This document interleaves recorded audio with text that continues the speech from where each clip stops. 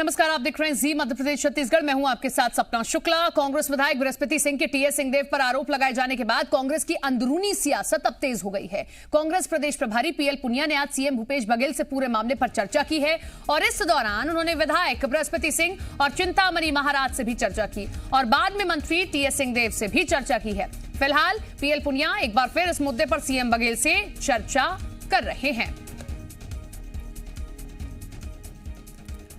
तो बृहस्पति सिंह ने जो आरोप लगाए हैं उसको लेकर अब अंदरूनी सियासत जो है छत्तीसगढ़ कांग्रेस की वो गरमा चुकी है।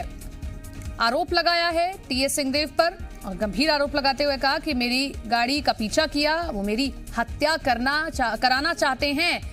तो ये गंभीर आरोप लगाया है। अब इस आरोप पर जो है पीएल पुनिया सीएम भूपेश बघेल से पहले भी बातचीत कर चुके हैं, अब एक बार फिर से चर्चा करने जा रहे हैं और इस आरोप के बाद अब सियासत गरमा चुकी है। साथ ही साथ अंदरूनी कलह भी देखने को मिल रही है। सवाल खड़े हो रहे हैं कि अपने ही पार्टी के एक विधायक इतना गंभीर आरोप लगा रहे हैं, वो भी प्रदेश के स्वास्थ्य मंत्री पर। तो कांग्रेस एमएलए बृहस्पति सिंह ने यह गंभीर आरोप लगाया है और कहा कि मेरी हत्या कराना चाहते हैं टीएस सिंहदेव। सत्यप्रकाश हमारे साथ, हमारे सहयोगी लाइव जुड़ गए, उनका रुख कर लेते हैं। सत्यप्रकाश, बहुत हैरानी की बात है कि कोई और ये आरोप लगाता तो समझ आता दूसरी पार्टी से, लेकिन ये अपनी पार्टी के एक एमएलए आरोप लगा रहे हैं। अब पीएल पुनिया एक बार तो भूपेश बघेल से चर्चा कर चुके, एक बार फिर से चर्चा करने जा रहे हैं। क्या कुछ और खबर आपको मिल रही है? बिल्कुल, देखिए आज पीएल पुनिया को दिल्ली रवाना होना था, लेकिन जिस तरह की अब तक जानकारी मिल पा रही है फ्लाइट लेट हुई, शायद मौसम खराब की वजह से, और उसके बाद वो वापस लौटे। लेकिन वापस लौटने के बाद वो एयरपोर्ट से सीधे विधानसभा लौटते हैं। विधानसभा लौटने के बाद मुलाकातों का दौर शुरू हो जाता है। ये सामान्य प्रक्रिया नहीं है, ये सामान्य बात छत्तीसगढ़ में कांग्रेस पार्टी के लिए तो फिलहाल के राजनीतिक माहौल में नहीं दिखाई देता है। मतलब कि कहीं ना कहीं अब जो मामला बृहस्पति सिंह के आरोप का था टीएस सिंहदेव पे, ये हाई कमान के पास पहुंच चुका है और हाई कमान के पास इस मामले के पहुंचने के बाद अब पीएल पुनिया पूरे मामले में खोज खबर ले रहे हैं, या यूं हम कहें कि डैमेज कंट्रोल की एक कवायद जो है वो कहीं ना कहीं संगठन स्तर पे चल रही है। अब से थोड़ी देर पहले ही टीएस सिंहदेव के साथ पीएल पुनिया की मुलाकात खत्म हुई है। मुख्यमंत्री के कक्ष में यह मुलाकात हो रही थी। थोड़ी देर के लिए वरिष्ठ कांग्रेस विधायक सत्यनारायण शर्मा भी उस दौरान कक्ष में दाखिल हुए थे। करीब 20-22 मिनट की ये मुलाकात टीएस सिंहदेव के साथ पीएल पुनिया की हुई है। इस मुलाकात के बाद जब बाहर टीएस सिंहदेव निकले तो उनसे ये कोशिश जरूर की गई कि कुछ बातचीत हो जाए, लेकिन वो कक्ष से निकलने के बाद सीधे फिर से विधानसभा में, सदन में फिर से दाखिल होने के लिए बेहद तेज कदमों से आगे बढ़ गए, बगैर किसी तरह की कोई बातचीत किए हुए। उससे पहले दोनों विधायक, मतलब चिंतामणि महाराज और बृहस्पति सिंह, चूंकि बृहस्पति सिंह ने ये आरोप लगाए थे, लेकिन उनके ठीक बगल में चिंतामणि महाराज, वो भी सरगुजा संभाग से ही विधायक हैं कांग्रेस पार्टी के, तो इन दोनों से भी बातचीत हुई प्रदेश कांग्रेस प्रभारी पीएल पुनिया की, और उससे ठीक पहले सीएम भूपेश बघेल से भी बातचीत इस मुद्दे को लेकर हुई। उसके बाद सीएम भूपेश बघेल जब सदन में दाखिल हुए तब टीएस सिंहदेव बातचीत के लिए आए। अब तब जबकि थोड़ी देर पहले ही टीएस सिंहदेव फिर से सदन के लिए कक्ष से रवाना हुए हैं, तो फिर सीएम भूपेश बघेल अब फिर से कक्ष में दाखिल हुए हैं। मतलब कुल मिलाके जो राजनीतिक परिदृश्य दिख रहे हैं और जो तमाम बॉडी लैंग्वेज से नेताओं के समझ में आ रहा है। सपना, आज पीएल पुनिया को जाना था, लेकिन फ्लाइट लेट होती है, कारणवश वो नहीं जा पाए हैं, लगातार बैठ के कर रहे हैं। लेकिन क्या लगता है कि ये मामला यहीं तक रुक जाएगा? क्योंकि बृहस्पति सिंह कह चुके हैं सोनिया गांधी से शिकायत करूंगा, राहुल गांधी से शिकायत करूंगा, मैं यहाँ विधानसभा अध्यक्ष से भी शिकायत करूंगा कि ऐसे विधायक पर कार्रवाई होनी चाहिए, ऐसे मंत्री पर कार्रवाई होनी चाहिए। ये मामला अब यहाँ तक रुकता नहीं दिखाई दे रहा है। ऐसा नहीं लग रहा है कि पीएल पुनिया बैठक कर लेंगे और सब कुछ शांत हो जाएगा, खत्म हो जाएगा। अगर कोई विधायक इतने गंभीर आरोप लगा रहा है तो ये मामला अब सूबे से बाहर दिल्ली तक जाता हुआ भी दिखाई दे रहा है। देखिए सपना, इसमें कोई दो राय नहीं कि ये मामला अभी शांत हो जाए पूरी तरह, ऐसा लगता हो, क्योंकि ऐसा फिलहाल जो राजनीतिक परिदृश्य दिख रहे हैं उससे ऐसा लग नहीं रहा है। जरूर है कि फिलहाल ये मामला शांत हो सकता है, ऐसा कहा जा सकता है, लेकिन उसकी भी कवायदें अभी चल रही है, अभी कवायदें पूरी नहीं हुई है। दूसरी बड़ी बात यह भी है कि अमूमन राजनीतिक दलों में जब इस तरह से पार्टी के भीतर ही खींचतान होती है या किसी मसले को लेकर मतभेद होता है, तो पहला फोरम होता है दल का हाईकमान जहां पे बातों को अपनी रखी जाती है और अगर वहां से बातें नहीं बनती है तो ऐसी तमाम अलग अलग चर्चाएं छेड़ी जाती है, जिसकी बात अगर नहीं सुनी जाती है तो उनके द्वारा ये आमतौर पे देखा जाता है। लेकिन बृहस्पति सिंह ने पहले आरोप लगाया, उन्होंने मामला भी दर्ज कराया, उसके बाद वो प्रेस कॉन्फ्रेंस करते हैं और तब जबकि विधायक दल की बैठक होने वाली है उससे पहले और प्रेस कॉन्फ्रेंस करके हत्या की साजिश की आरोप लगाते हैं और साथ साथ ये भी कहते हैं कि अगर 2-4 विधायकों को मरवाने से टीएस सिंहदेव मुख्यमंत्री बन सकते हैं तो उन्हें मुबारक हो। मतलब ये मसला भी कहीं ना कहीं उसमें आया। तो कुल मिलाकर अगर देखा जाए तो पार्टी क्या इस बात को अनुशासनहीनता मानती है या नहीं मानती है, क्या उनको समझाइश दी गई है, ये अंदर चूंकि बंद कमरे में बैठक हुई तो सिर्फ कयास लगाए जा सकते हैं। टीएस सिंहदेव से क्या कुछ पूछा गया है या टीएस सिंहदेव ने किस तरह से अपनी राय व्यक्त की है, क्या वो नाराजगी भी उन्होंने जाहिर किया, ये सब बंद कमरे की बात है। लेकिन कहीं ना कहीं इस मामले को फिलहाल सुलझा लिया जाए, संगठन स्तर पे इस बात की कवायद हो रही है, ऐसा कहा जा सकता है। एक बहुत बड़ा प्रश्न चिन्ह लग गया है कि जब आपकी ही पार्टी के विधायक इतना बड़ा आरोप लगा रहे हैं प्रदेश के स्वास्थ्य मंत्री पर, तो अब सवाल खड़े होंगे कि जड़ें कहां हैं, कहां क्या बार बार ये अंतरकलह जो सामने आ रही है, क्या सब कुछ ठीक नहीं है? और बीच में यही दो लोग होते हैं, मुख्यमंत्री भूपेश बघेल और टीएस सिंहदेव। अभी भी जो बृहस्पति सिंह ने आरोप लगाया वो यही लगाया कि मैंने क्योंकि तारीफ की, मैंने ये कहा कि कितने सालों तक भूपेश बघेल ही मुख्यमंत्री रहने वाले हैं, यही खींच टीएस सिंहदेव की दिखाई दी है।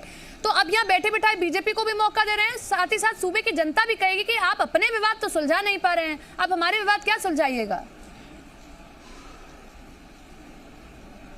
बिल्कुल सपना, सदन में ये मामला बेहद जोर शोर से बीजेपी के विधायकों ने उठाया और सरकार को घेरने की कोशिश भी की। हालांकि आसंदी ने व्यवस्था दी है कि कल इस मामले को लेकर जवाब होगा, तो कल तक के लिए ये मामला जरूर फिलहाल टलता हुआ नजर आ रहा है अगर हम सदन की कार्रवाई की बात करें तो उस हिसाब से।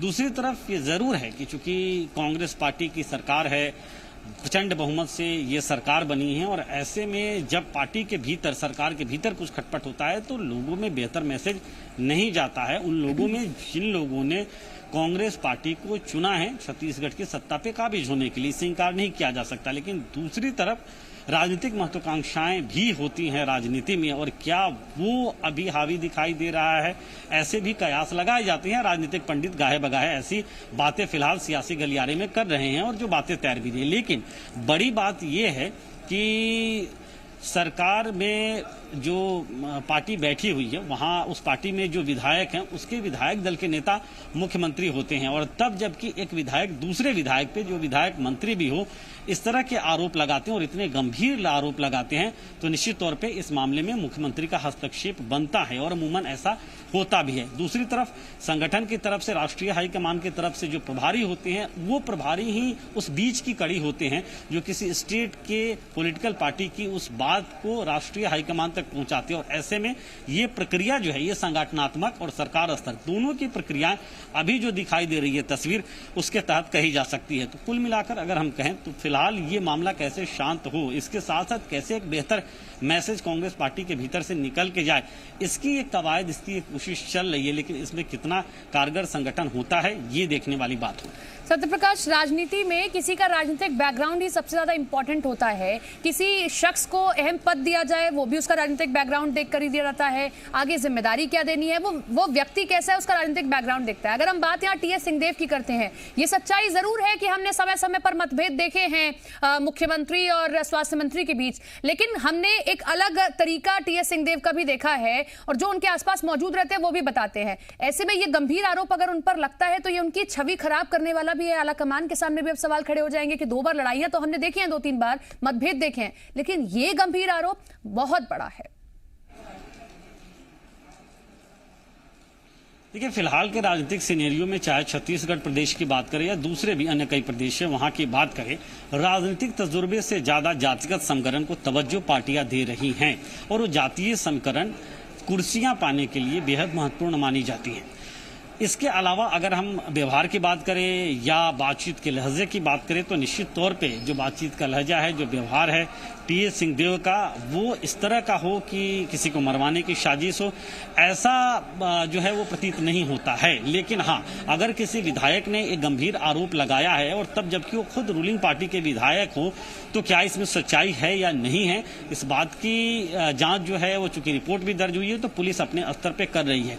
लेकिन अगर इस मसले को लेकर सच्चाई है या नहीं है, इस बात की पूछताछ पार्टी स्तर पे हो रही है या क्यों इस तरह के गंभीर आरोप लगाए गए, तो ये कहीं ना कहीं मानकर चला जा रहा है कि ये परिस्थितियां उत्पन्न ही क्यों हुई। क्योंकि अगर एक मंत्री पे सूबे का कोई विधायक जो रूलिंग पार्टी का विधायक हो वो आरोप लगाता है और इस तरह का आरोप लगाता है तो पार्टी की छवि से जुड़ती हैं तमाम चीजें। और ऐसे में और सिर्फ आरोप नहीं लगा रहा है, वो बार बार ये दुहाई दे रहा है, पहले आरोप लगाता है, फिर प्रेस कॉन्फ्रेंस कर देता है, फिर मामला दर्ज करा देता है। तो अब ये सिर्फ आरोप तक सिमट कर नहीं रह गया है, बात और आगे बढ़ गई। लौटेंगे आपके पास में, बने रहिए हमारे साथ में, क्योंकि जैसा हमने पहले भी कहा कि बैठे बैठाए बीजेपी को मौका मिल गया है, सियासत इस मुद्दे पर देखने को मिल रही है। रमन सिंह ने ट्वीट कर कांग्रेस पर हमला बोला है।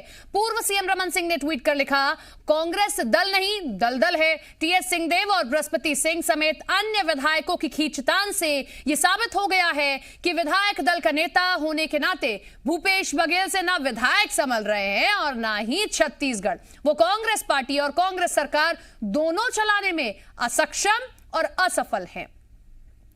तो जिसका जिक्र हम पहले भी कर रहे थे कि इस मुद्दे पर बीजेपी कांग्रेस को घेरने की कोशिश जरूर करेगी, सदन में बिठाने की कोशिश करेगी, और वो अब दिखाई भी दे रहा है। पूर्व मुख्यमंत्री ने भी निशाना साधा है। सत्यप्रकाश का रुख करते हैं। सत्यप्रकाश, इससे पहले भी हमने जिक्र किया था जब आपसे बातचीत कर रहे थे कि बैठे बैठाए बीजेपी को मुद्दा मिला है और ये बानगी भी दिखाई दे गई है। पूर्व मुख्यमंत्री ने साफ तौर पर ट्वीट किया है कि मुख्यमंत्री भूपेश बघेल से ना अपने विधायक संभलते हैं न छत्तीसगढ़ संभलता है। जो अंदर हो रहा है वो सामने अब खुलकर बाहर आ रहा है।